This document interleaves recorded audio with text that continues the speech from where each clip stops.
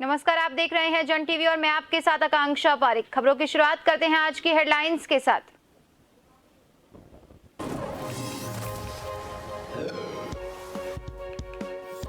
उत्तराखंड में कैबिनेट मंत्री चंदन राम दास का निधन, सीएम धामी ने जताया शोक। 3 दिन का राजकीय शोक, अचानक तबीयत खराब होने पर कराया था अस्पताल में भर्ती।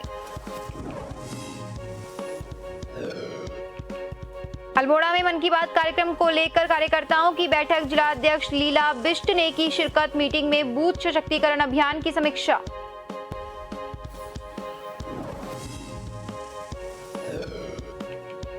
चंपावत में डिप्लोमा फार्मासिस्टों का विरोध, विभिन्न मांगों को लेकर किया प्रदर्शन। काली पट्टी बांधकर जताया विरोध। 28 अप्रैल को सीएमओ कार्यालय में धरने की दी चेतावनी। गुरुवार को खुलेंगे बद्रीनाथ धाम के कपाट, पावन अवसर के साक्षी बनेंगे हजारों श्रद्धालु। बद्रीनाथ हाईवे पर डामरीकरण का कार्य पूरा, तीर्थयात्रियों को नहीं होगी परेशानी।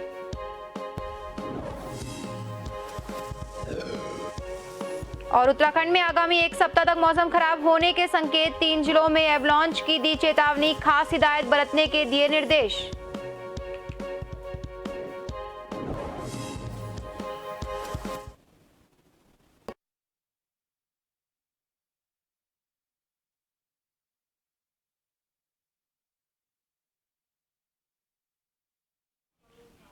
और अब खबरें विस्तार से।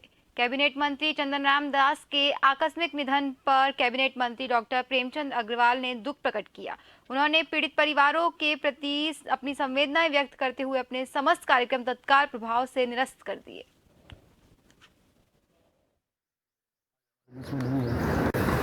चंदन राम दास जी आज हमारे बीच में नहीं है।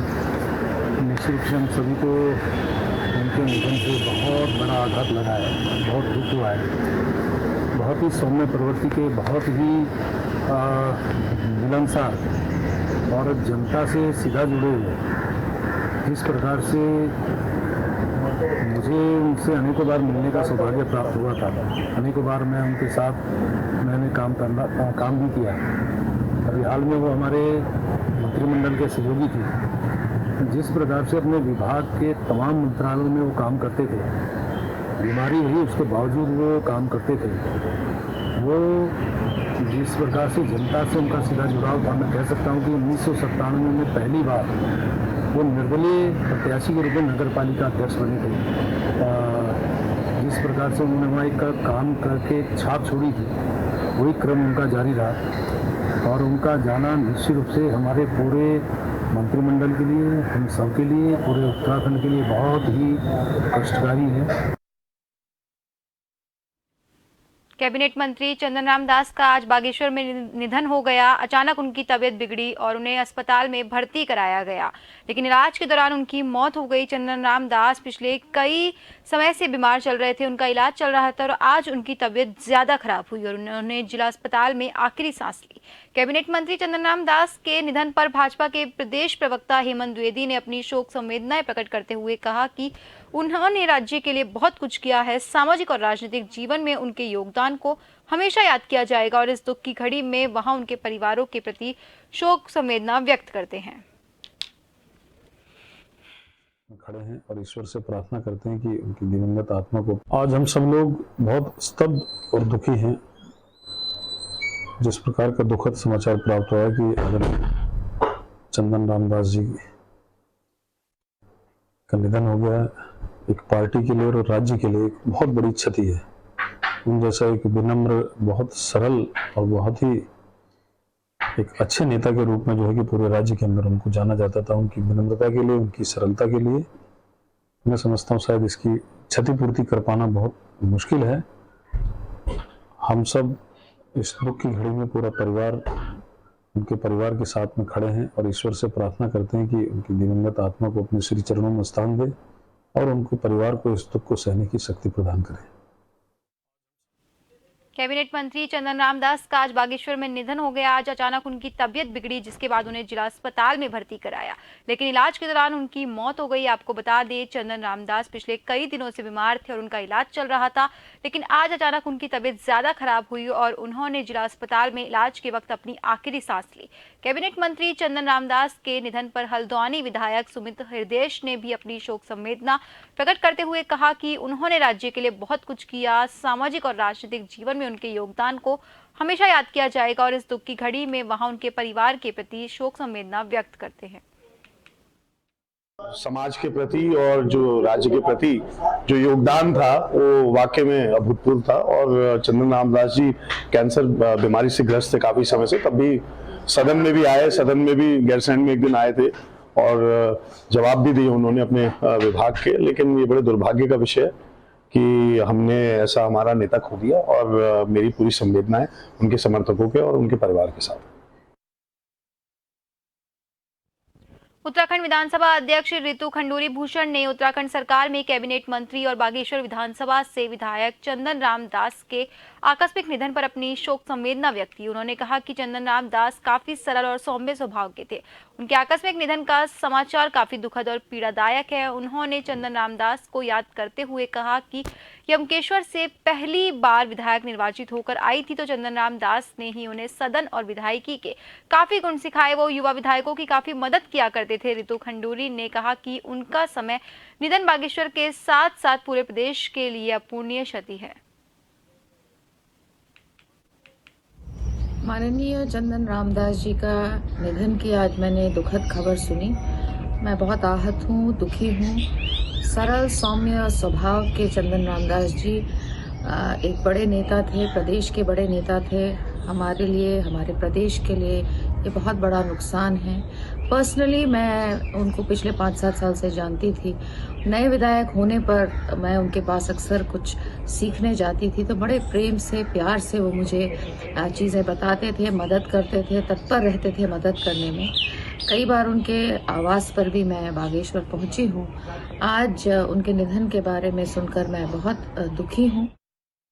हल्द्वानी के गोलापार स्थित पूरण सिंह मोहन सिंह इंटर कॉलेज में आज जिले की प्रभारी मंत्री रेखा आर्य ने बहुउद्देशीय शिविर लगाया, जिसमें सरकार की जन कल्याणकारी योजनाओं के बारे में लोगों को बताया। प्रभारी मंत्री रेखा आर्य ने कहा कि सरकार जनता के द्वार। उन्होंने कहा राज्य सरकार का 1 साल का कार्यकाल पूरा हो चुका है। इस 1 साल में कौन से ऐसे काम हैं जो अभी तक नहीं हो पाए हैं, जिनकी वजह से जनता को परेशानी हो रही है, उनको इस शिविर के माध्यम से जानने की कोशिश की जा रही है।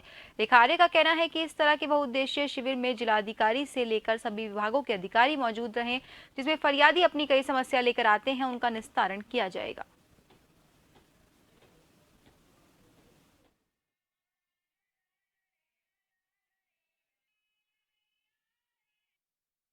सरकार जनता के द्वार है। यहाँ जनभावनाओं के अनुसार अभी तक में सरकार के 1 साल के पूर्ण होने के उपरांत में आखिरकार ऐसी अभी क्या चीजें रह गई हैं जो अभी भी उनके लिए समस्या बनी हुई है, उन विषयों का संज्ञान लेना और उनका निस्तारण करना, इसी उद्देश्य से जो है आज यह शिविर रखा गया है। और निश्चित रूप से हमारी जो लाभार्थी होंगे, हमारे जो समस्या लेकर लोग आए होंगे, उनका समाधान यहाँ आज जो है सभी विभाग के लोग भी हैं, सभी अधिकारीगण भी हैं, तो निश्चित रूप से उसमें समाधान होगा ही होगा और एक उनको सुविधा यहाँ पे प्राप्त होगी। उत्तराखंड के परिवहन मंत्री चंदन रामदास का निधन हो गया। प्रदेश में सभी राजनीतिक दलों के पदाधिकारियों ने शोक जताया। उनके निधन पर कांग्रेस पार्टी के प्रदेश उपाध्यक्ष मथुरा दत्त जोशी ने भी गहरा शोक जताया। प्रदेश के मंत्री चंदन राम जी का निधन राज्य के लिए बहुत बड़ी क्षति है। बहुत लंबे समय से राजनीतिक जीवन में सक्रिय थे। नगर पालिका से लेकर प्रदेश के कैबिनेट मंत्री तक उन्होंने इस प्रदेश की सेवा की है। सच्चे समाज सेवी थे और 5 बार लगातार बागेश्वर से उन्होंने बागेश्वर की जनता का प्रतिनिधित्व किया। उनके निधन का समाचार सुनकर निश्चित रूप से व्यक्तिगत रूप से भी तकलीफ हुई और पार्टी भी, हमारी पार्टी भी बड़ी क्षुब्ध रही है। और हम उनके निधन पर कांग्रेस पार्टी की तरफ से श्रद्धा सुमन अर्पित करते हैं, उनकी आत्मा की शांति की प्रार्थना करते हैं। भगवान उनके परिवार को इतना बड़ा दुख सहन करने की शक्ति प्रदान करे। अल्मोड़ा के विकासखंड सल्ट के हरड़ा में मन की बात कार्यक्रम को लेकर भाजपा कार्यकर्ता पदाधिकारियों की बैठक आयोजित की गई। कार्यक्रम में मुख्य अतिथि रानीखेत जिला अध्यक्ष लीला बिष्ट ने शिरकत की। इस दौरान उन्होंने दीप जलाकर कार्यक्रम का शुभारंभ किया। इससे पहले भाजपा कार्यकर्ता और पदाधिकारियों ने माला पहनाकर उनका जोरदार स्वागत किया, जिसके बाद बैठक में बूथ सशक्तिकरण अभियान की समीक्षा की गई।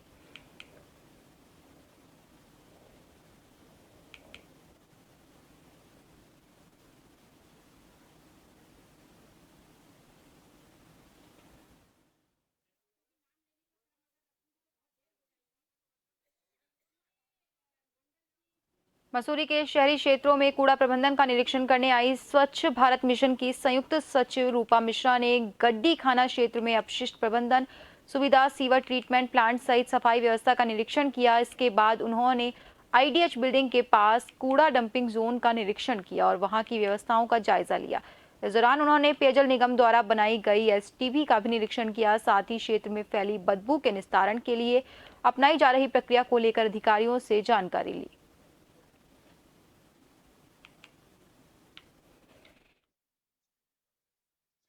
फील्ड विजिट हम लोग करते हैं, डिफरेंट स्टेट्स जाते हैं, सिटीज़ जाते हैं। हमारा भी लक्ष्य है कि हम 3 मेजर दिशा में फोकस कर रहे हैं।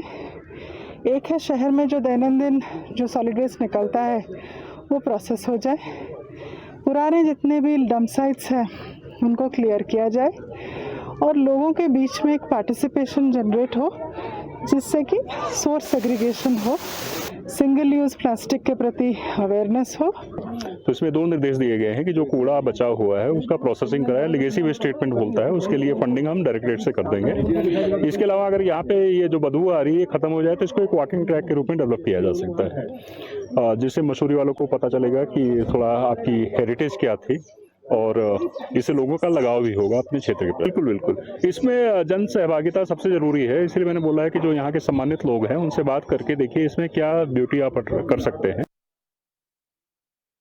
चंपावत के डिप्लोमा फार्मासिस्ट ने अपनी विभिन्न मांगों को लेकर विरोध प्रदर्शन शुरू कर दिया, जिसके तहत बाराकोट और लोहाघाट में उन्होंने बाहों पर काली पट्टी बांधकर नारेबाजी करते हुए विरोध जताया। एसोसिएशन के प्रांतीय उपाध्यक्ष मुकुल राय ने बताया कि 28 अप्रैल को द्वितीय चरण में सीएमओ कार्यालय में धरना दिया जाएगा।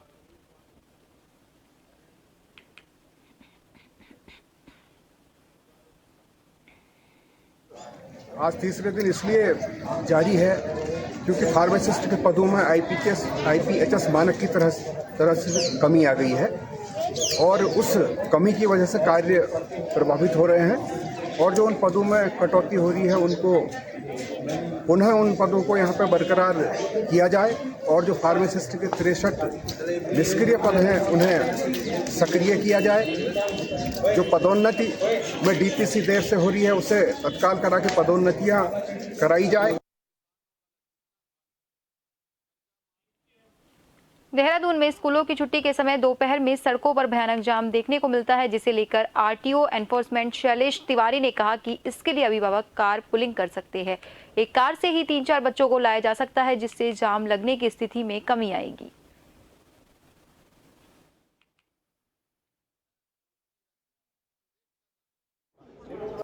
कई स्कूलों में, खासकर जिस क्षेत्र में कई स्कूल एक साथ अगल बगल स्थित हैं, वहाँ जब छुट्टियां होती हैं उसमें बच्चे एक साथ बाहर निकलते हैं और बच्चों को लेने के लिए भी कई गाड़ियां आती हैं, वैन आते हैं, उनके माता पिता भी आते हैं। इस स्थिति में काफी गाड़ियां वहां इकट्ठी हो जाती हैं और कुछ समय के लिए ट्रैफिक जाम की समस्या आती है। हम लोगों का ये प्रयास है, स्कूलों में भी हम लोग जा रहे हैं और हम लोग कोशिश कर रहे हैं कि पब्लिक ट्रांसपोर्ट को बढ़ाया जाए। पिथौरागढ़ पुलिस ने उच्च ब्याज दर पर पैसा देने वालों पर बड़ी कार्यवाही की है। पुलिस ने 7 मामलों में शिकायतकर्ताओं को 21 लाख रुपए की धनराशि वापस कराई। साथ ही आमजन से अपील की है कि यदि कोई भी व्यक्ति इस तरह कार्य करते हुए पाया जाता है तो तुरंत उसकी सूचना कंट्रोल रूम माध्यम से पुलिस को दें।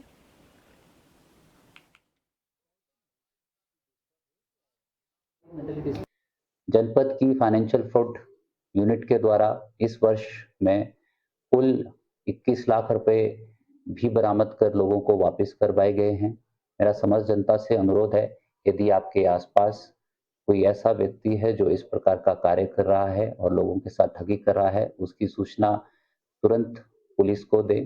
जनपद के कंट्रोल रूम और 112 हेल्पलाइन पर आप ये सूचना दे सकते हैं। सचेत रहें, सजग रहें, सावधान रहें।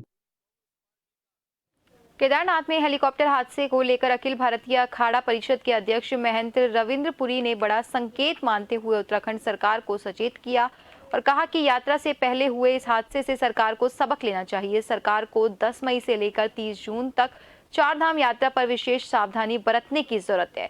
वहीं कांग्रेस के वरिष्ठ नेता हरक सिंह रावत ने व्यवस्थाओं को लेकर सरकार को घेरने का कार्य किया तो हरिद्वार बीजेपी सांसद रमेश पोखरियाल निशंक ने चार धाम यात्रा को सकुशल संपन्न कराना बड़ी चुनौती बताया।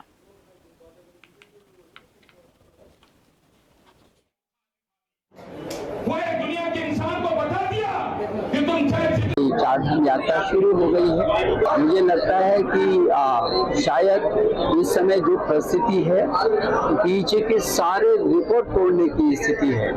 लोगों में बहुत रुचि है। स्टेट गवर्नमेंट के सामने ये व्यवस्थाओं को लेकर के चुनौती होंगी, लेकिन इन चुनौतियों का वो पूरा मुकाबला भी कर रहे हैं, लोगों का सहयोग भी मिल रहा है। ये दुर्भाग्य है, हालांकि इन घटनाएं किसी की नहीं होती हैं, लेकिन जिस तरह केदारनाथ में दुर्भाग्यपूर्ण घटना हुई, 2 लोगों की यात्रा होने से पहले ही 2 लोग दम तोड़ दिया, और जिस तरह इस यात्रा के लिए एक व्यवस्थित व्यवस्था होनी चाहिए थी, वो व्यवस्था नहीं हो पाई। देवभूमि का जो व्यवस्था के संबंध में है, तो हम तो संत हैं, हमारा काम है राजा को डायरेक्ट कोई भी कठोर शब्द है उसका उच्चारण करके उसको सचेत करना। फिर भी मैं यहाँ के शासन और प्रशासनिक अधिकारियों से अनुरोध करूंगा, ज्योतिषीय गणना के आधार पर 22 तारीख से गुरु चंडाल योग शुरू हुआ है। खास करके 10 मई से लेकर के 30 जून तक यात्रा में विशेष सावधानी रखी जाए। दुर्घटनाओं से बचने के लिए राजा को राज ज्योतिषी की आवश्यकता होती है, तो राजा के लिए मेरा संकेत ही काफी है। पौड़ी पुलिस ने 6 लाख की ठगी करने के आरोपी को हिमाचल से गिरफ्तार किया। इसी क्रम में बुधवार को एसएसपी पौड़ी कोटद्वार कोतवाली पहुंची और पत्रकार वार्ता कर मामले का खुलासा किया। उन्होंने बताया कि झंडा चौक निवासी दिव्यम अग्रवाल ने 24 अप्रैल के इस मामले में पुलिस को तहरीर दी थी। मामले का तुरंत संज्ञान लेते हुए पौड़ी एसएसपी ने एक टीम गठित कर जांच शुरू कर दी और आरोपी अंगद सेखौन को शिमला से गिरफ्तार कर लिया।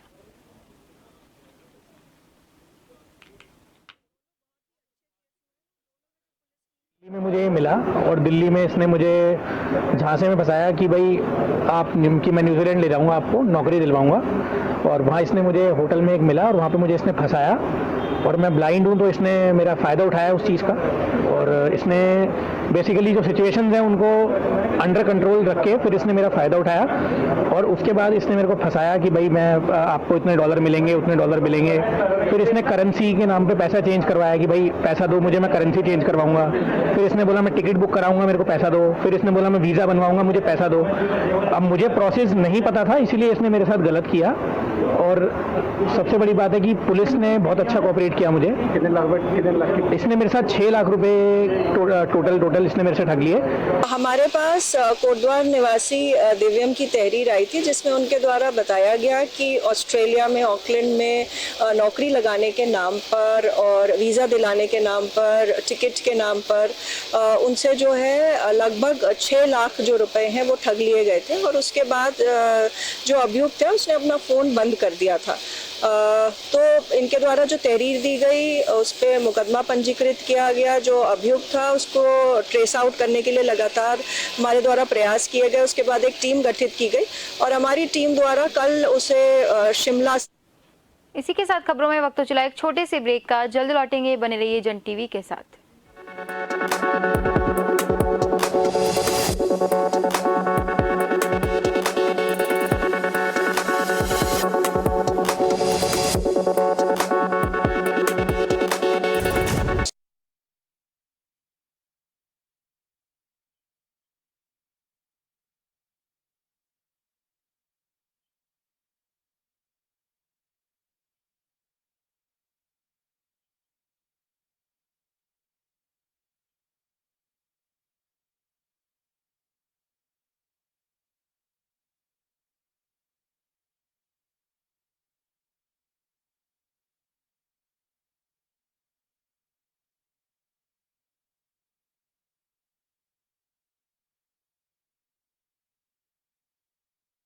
सरोकार आपकी हर खबर से, निगाह हर हलचल पर, सामना हर झूठ का, संघर्ष जनता के मुद्दों का, खबर आपकी जिंदगी से जुड़ी, विश्वास आपका हम पर। जन टीवी, जन जन की आवाज।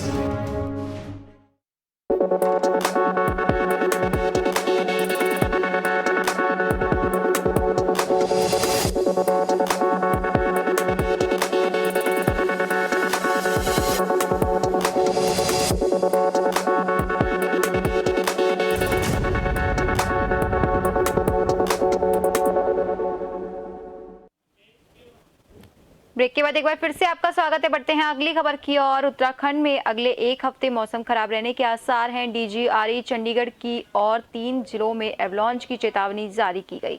उत्तरकाशी, चमोली और रुद्रप्रयाग जिलों को अलर्ट पर रहने के निर्देश हैं। वहीं मौसम वैज्ञानिक ने कहा कि यात्रियों और ट्रैक्ड माउंटेनियर को खास हिदायत बरतने की आवश्यकता है।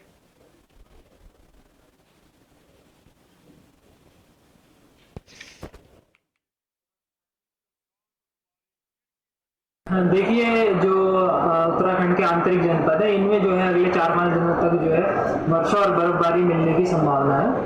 तो जो बर्फबारी की वजह से जो है खास करके उत्तरकाशी, रुद्रप्रयाग, चमोली, पिथौरागढ़, बागेश्वर जनपद है, तो उसकी वजह से हो सकता है कि जो एवलांच प्रोन एरियाज हैं वहाँ पे कुछ दिक्कतें आ सकें। तो अगर कोई यात्री हैं या माउंटेनियर्स हैं, ट्रैकिंग कर रहे हैं, तो उनको जो है सतर्कता बरतनी चाहिए कि एवलांच प्रोन एरियाज में ना जाए और ये एक्टिविटी जो है आगे जो है 4-5 दिन तक पहाड़ों में खास करके चलने वाली। चमोली में कल सुबह भगवान बद्री विशाल धाम के कपाट खोले जाएंगे। ऐसे में जोशीमठ में इसकी तैयारियां जोरों पर है। जानकारी के मुताबिक उस दिन बद्री विशाल धाम में हजारों की तादाद में देश और विदेश के यात्री नारायण धाम में मौजूद रहेंगे। बड़ी बात तो ये है कि इस साल भगवान बद्री विशाल के धाम में सभी तीर्थयात्रियों को ताज़ी बर्फबारी के नज़ारे भी देखने को मिल सकते हैं। नारायण धाम को पूरी तरह से रंग बिरंगे फूलों से सजाया जाएगा। मुझे भी जाना है।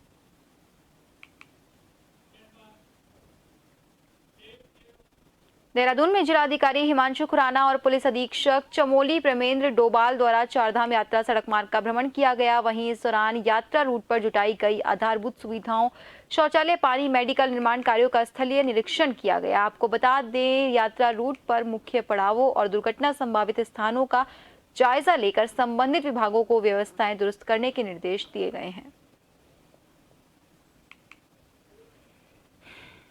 हमने चमोली से कमेड़ा तक हमने जो नेशनल हाईवे है, यात्रा मार्ग है बद्रीनाथ हाईवे का, तो उसका हमने भौतिक निरीक्षण किया है। और कई कई जगह पर ऐसे पॉइंट्स हैं जहां पर जैसे मलबा सफाई है या निर्माण कार्य अभी गतिमान है, कोई पुल का कार्य गतिमान हो, तो उनको जल्द से जल्द निर्माण कार्य पूर्ण करने के निर्देश दिए हैं। साथ ही साथ पेयजल की व्यवस्था है, वाटर ATM स्टैंड पोस्ट लगे हैं, उसमें पेयजल की व्यवस्था सुचारू हो। और जो सार्वजनिक शौचालय स्थापित किए गए हैं रास्ते में, तो उसमें पानी, बिजली, ये व्यवस्था सुचारू हो, साफ सफाई हो। और नगर पालिका, नगर परिषद द्वारा जो साफ सफाई की व्यवस्था है वो भी ठीक तरीके से की जाए यात्रा को देखते हुए। अरेंजमेंट सही से हो, इसलिए जो मेन पॉइंट है जहाँ पर हमारा वन वे सिस्टम लागू होना है और जहाँ पर डाइवर्जन होना है वहाँ पर भी पानी लगाई जा चुकी है। बद्रीनाथ धाम में यात्रा को सफल करने के लिए फोर्स पर्याप्त रूप से दिया। उत्तराखंड में चारधाम यात्रा शुरू होने के साथ ही स्वास्थ्य विभाग ने श्रद्धालुओं को बेहतर सेवा देने के लिए अपनी तैयारियां पूरी कर ली। डॉक्टर्स और मेडिकल स्टाफ की यात्रा मार्ग में तैनाती के साथ साथ हेल्थ ATM भी लगाए गए हैं, जिनकी मदद से श्रद्धालु अपने पल्स, BP, ECG और ऑक्सीजन लेवल को आसानी से चेक कर सकते हैं। इन हेल्थ ATM में एक दिन में 70 से ज्यादा टेस्ट किए जा सकते हैं, जबकि केदारनाथ रूट पर केयर टेस्टिंग डिवाइस के पॉइंट्स बनाए गए, जिसमें एक दिन में 28 टेस्ट किए जा सकते हैं। इसके अलावा स्वास्थ्य विभाग ने यात्रियों की स्क्रीनिंग के लिए 7 जगहों पर 50 स्क्रीनिंग पॉइंट्स भी बनाए हैं।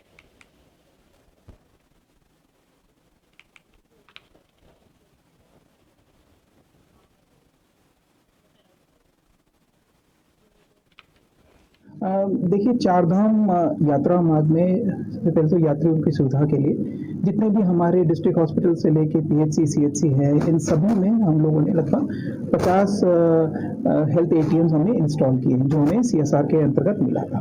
तो इसमें लगभग 70 से ज़्यादा टेस्ट हो सकते हैं। इसके अलावा जो यात्रा मार्ग है, जो ट्रैक रूट है, खासकर हमारा केदारनाथ जी वाला ट्रैक रूट, यमुनोत्री जी वाला ट्रैक रूट।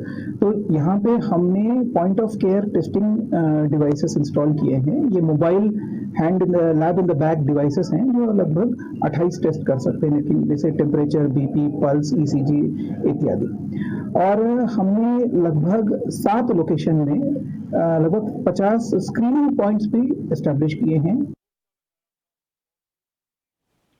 उत्तराखंड चारधाम यात्रा में रविवार को युकाड़ा के वित्त नियंत्रक की दुर्भाग्यपूर्ण मौत हो गई। इस घटना के बाद उत्तराखंड नागरिक उड्डयन विकास प्राधिकरण के सचिव दिलीप जावलकर ने कहा कि केदारनाथ में जिन कंपनियों को हेली सर्विस का जिम्मा सौंपा गया उन्हें हेलीकॉप्टर के अंदर सभी इंतजाम करने के निर्देश दिए गए हैं। उन्होंने कहा कि फिलहाल मामले की जांच डीजीसीए कर रही है। इसी वजह से निजी कंपनी को अभी भारत सरकार से हेली सर्विस शुरू करने की मंजूरी नहीं दी गई, जबकि इस कंपनी से टिकट कराने वाले श्रद्धालुओं को अन्य कंपनियों के सहयोग से दर्शन कराने के निर्देश भी दिए गए हैं।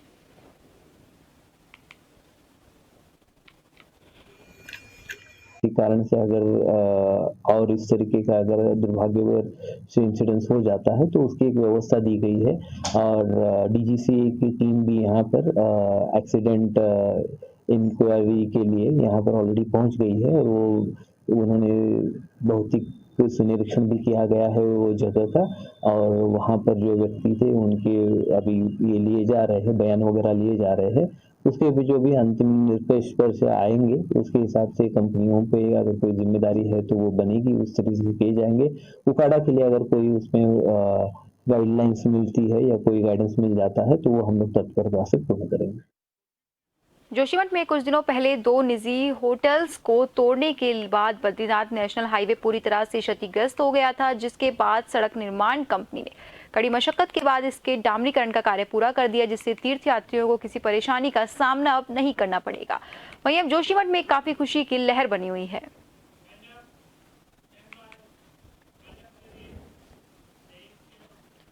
फिलहाल खबरों में बस इतना ही। आगे की खबरों के लिए बने रहिए जन टीवी के साथ। नमस्कार।